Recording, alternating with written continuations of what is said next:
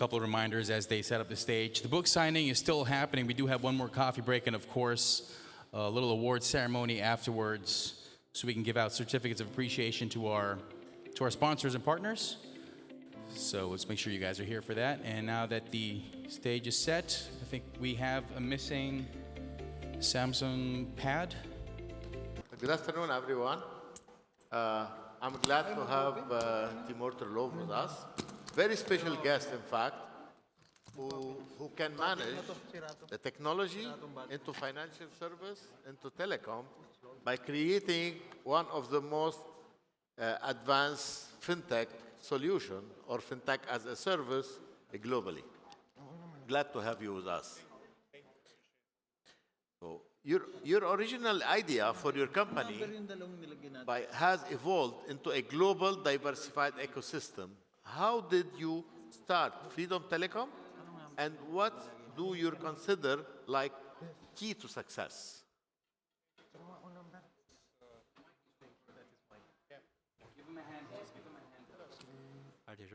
Mike, 1, 2, 3. Yeah, thank you.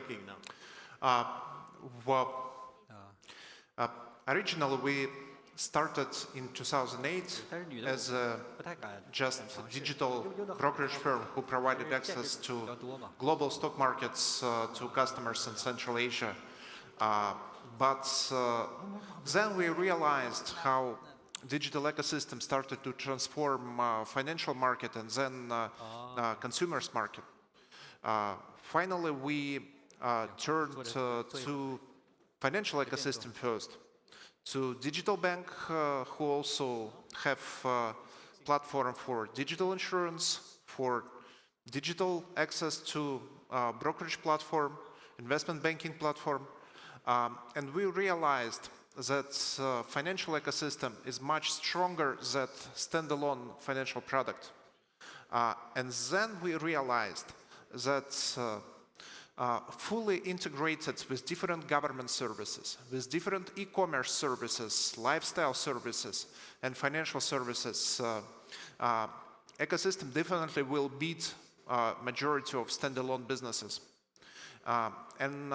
Actually, in Kazakhstan at this moment, Freedom Super App is the most downloadable application in 2025, nationwide. And that's for many reasons.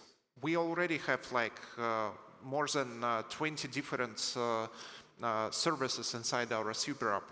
So you can buy airline tickets and book your travel. You can buy a ticket for Jennifer Lopez concert. You can book a ticket for football match. You can actually order some groceries tonight. You can get a new cell phone and get buy now, pay later solution for, I don't know, 6 months installment, 12 months installment.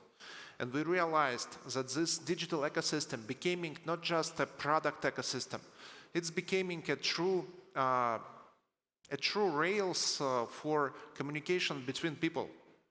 Because that helps people to access goods and services, to actually manage their finance.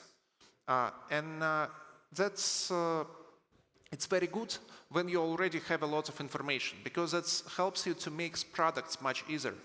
You don't need to re-onboard your customers each time, because if you did your KYC first time for a bank, it's actually no problem to provide an access for telecom.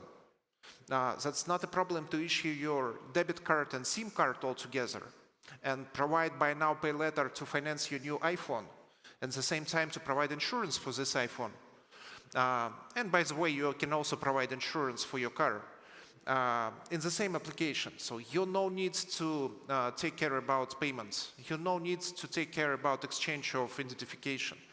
And finally, that saves a lot of time. And that's turned us that if we're building some rails for interactions between merchants, customers, between customers and other customers, between government and customers, for this software rails, we also need the hardware rails. We need a comprehensive infrastructure, because each digital ecosystem requires connectivity and compute.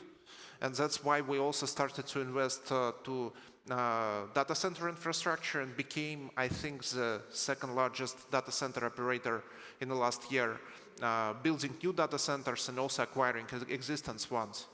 And the same time, we now realizing when we're coming to new business lines, having very great and very popular application with a very high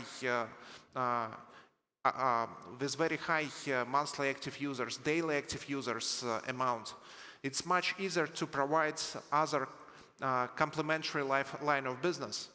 We, in our platform, you already can get a SIM card, for example. So if we onboarded you as a banking customer, you can buy airline ticket, you can also get a travel SIM card, and you can get also domestic SIM card, so why not? And that works really very well, because finally customer acquisition cost is much lower than in a bank, and it's as low as in the best telcos. And at the same time, the loyalty of customer is such good as in a good bank. And customer retention also is much, much better. So what's actually any ecosystem contributes, why it works so it's such good? Why ecosystems finally outperform standalone companies? Because you can get the lowest possible customer acquisition cost, the best possible retention and trust to the same ecosystem. And we really believe that together, if we create a very strong rails, physical rails and logical rails, that contributes to all ecosystem, to all companies who works all together, because e-commerce services grow much faster. Telco has much better retention. Bank have much cheaper customer acquisition cost, but still monetizing this customer well enough. Okay, looking as 2025 is almost ending, what's most achievement you're proud of? I think the fact that we are most downloadable application in the country, because that's an indication that our service is demanded, that it works well, that it's being most recommended application in the country. And that means that all, and the amount of services, so we now have like more than 2 services to each customer, even serving more than half of population already. In our country, so we service almost 11 million people out of 20 million population as an ecosystem, and we already have like more than 2 major services consumed by each customers, and this amount of penetration per customer is continue to grow. How do you see that the fintech and telco sector changing in the near future? In my opinion, this telco and fintech for anyway will go all together in this future, because it's difficult to imagine any. So in this real world, all of us need banking, and all of us need connectivity at the same time. And smartphone is actually the most demanded thing in the world. It's much easier to live without anything else but not your smartphone. And if you have a solution when you make this acquisition of new iPhone is trusted and convenient, so you can buy at low price, you can get installment, you can access financial services through your smartphone. That's all complement each other. And telcos usually have much cheaper customer acquisition costs than banks. But at the same time, banks have much longer customer retention time, because you may change your operator once a year in some markets, couple times, one time in 2 years, in the best case, on average, I mean. But in a banking relationship, you may keep your relationship for tens of years. And at the same time, if that's a well-integrated ecosystem, it will be much more reasons to stay inside this ecosystem, and we will combine cheap customer acquisition cost with very long banking retention. What do you think in the case of Kazakhstan you had mentioned now make you more stronger? What can make this, what you need to make this even stronger? In my opinion, Kazakhstan is a very good laboratory and for us. So we can try a lot of different hypotheses. And we will be happy to share this outcome of this hypothesis.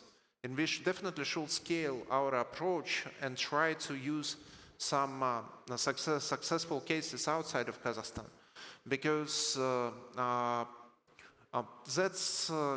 that can change approach to competition sometimes.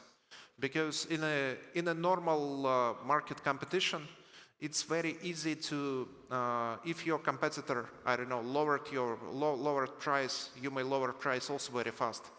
But if you can create a new type of product with a different retention, with a different customer acquisition cost, just because of technology, and borrow retention from bank, acquisition from telco, that can create some magic. And in my opinion, Kazakhstani case, our case, is deserved to be better researched, and it's deserved to think how we can apply the same approach in different markets, and help also to empower other telcos to get finally much better retention, much cheaper acquisition, and so on.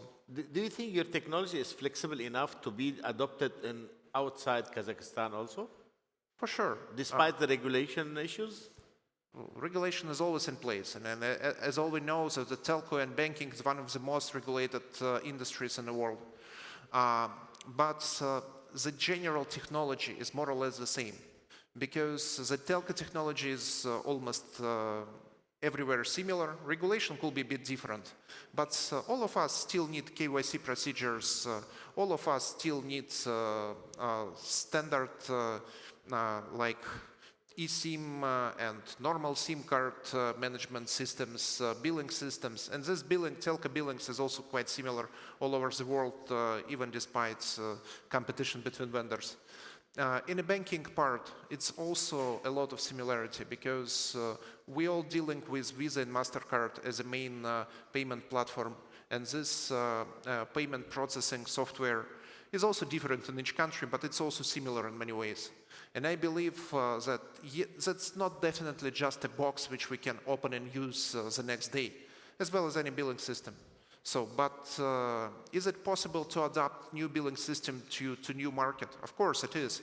It will take a time, but it's possible. Excellent. Thank you for your insightful about the freedom holding technology, your successful app. Thank you very much. I'm very glad to have you here. And as now appreciation from us, I would like to present you something exceptional this usually. So because we have our award tomorrow, but this is an exceptional appreciation. Thank you so much, sir. I appreciate it. Thank you to be with us.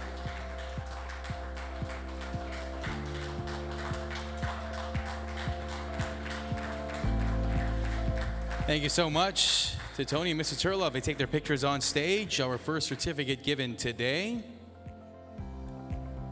And as they take their pictures, we just prepare for our next panel.